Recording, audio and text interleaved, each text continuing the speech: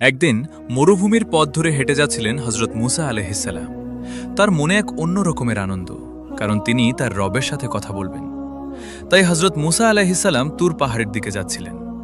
মুসা আলাইহিসসালামের সাথে ছিলেন তার বিশ্বস্ত সঙ্গী ইউশা আলাইহিসসালাম। পথ ছিল দীর্ঘ, কিন্তু তার মনে ছিল এক অদ্ভুত প্রশান্তি। তিনি জানেন এই সফর শুধু পথ চলা নয়, এটা এক আধ্যাত্মিক যাত্রা। হঠাৎ দূরে এক হইচই শব্দ শোনা গেল। চিৎকার, হাসাহাসি, কৌতুক সব মিলিয়ে যেন একটি বিশৃঙ্খলার দৃশ্য। মুসা আলাইহিসসালাম থেমে গেলেন এবং ইউশাকে বললেন, চলো সেখানে গিয়ে দেখি কি হচ্ছে। কাছে যেতেই মুসা আলাইহিসসালাম দেখলেন একজন পাগলকে ঘিরে একদল মানুষ উপহাস করছে। কেউ তাকে পাথর ছুঁড়ছে, কেউ তার মাথার চুল ধরে টানছে, কেউ তাকে ধাক্কা দিচ্ছে, কেউ তার জামা ধরে টানছে। কিন্তু আশ্চর্যের বিষয়, পাগলটি কিছুই টের পাচ্ছে না। তার চোখ বন্ধ, ঠোঁট কাঁপছে, সে আল্লাহর জিকিরে মগ্ন। পাগলের মুখে যেন এক ধরনের প্রশান্তি, যেন এই দুনিয়ার কোনো কিছুই তাকে স্পর্শ করতে পারছে না। লোকেরা বলছিল এই পাগলটির নাম জুন্নাত। মুসা আলাইহিসসালাম এই দৃশ্য দেখে থমকে দাঁড়ালেন। একজন মানুষ যে এত নির্যাতনের মাঝেও আল্লাহকে স্মরণ করতে পারে, এটা কোনো সাধারণ বিষয় নয়। মুসা আলাইহিসসালাম ধমক দিয়ে সেখান থেকে দুষ্ট যুবকদের তাড়িয়ে দিলেন। মুসা আলাইহিসসালাম ইউশাকে বললেন, আমি আল্লাহর সাথে কথা বলার আগে এই পাগলের সঙ্গে কথা বলতে চাই।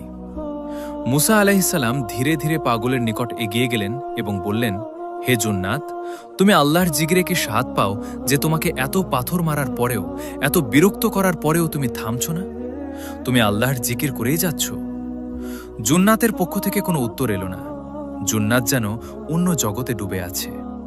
মুসা আলাইহিসসালাম আবার ডাকলেন, তবুও কোনো সাড়া নেই। তখন তার সঙ্গে ইউশা আলাইহিসসালাম বললেন, হে আল্লাহর পয়গম্বর, আগে আপনি সালাম দিন। হয়তোবা সালাম দিলে এই পাগল আপনার সঙ্গে কথা বলতে পারে। মুসা আলাইহিসসালাম বললেন, আসসালামু আলাইকুম। তারপরও পাগলের পক্ষ থেকে কোনো উত্তর নেই। মুসা আলাইহিসসালাম দ্বিতীয়বার সালাম দিলেন। এবারও পাগলের পক্ষ থেকে কোনো উত্তর নেই। মুসা আলাইহিসসালাম এবার প্রচণ্ড রেগে গেলেন এবং তিনি ইউশাকে বললেন, হে ইউশা, আমি তুর পাহাড়ে গিয়ে এই পাগলের বিরুদ্ধে আল্লাহর কাছে অভিযোগ করব। আমি একজন নবী হয়ে তাকে সালাম প্রদান করলাম, অথচ সে আমার সালামের কোনো উত্তরই দিল না। এইবার ইউশা আলাইহিসসালাম বললেন, হে আল্লাহর পয়গম্বর, সে তো আল্লাহর জিকিরে মগ্ন আছে। সে হয়তো আপনার সালাম শুনতে পায়নি। আপনি আরেকবার চেষ্টা করুন। অতঃপর মুসা আলাইহিসসালাম আবার তাকে সালাম প্রদান করলেন, কিন্তু এবারও পাগলের পক্ষ থেকে কোনো উত্তর এলো না। মুসা আলাইহিসসালাম এবার প্রচণ্ড রেগে গিয়ে পাগলের গালে একটি থাপ্পড় মারলেন। মুসা আলাইহিসসালাম যখন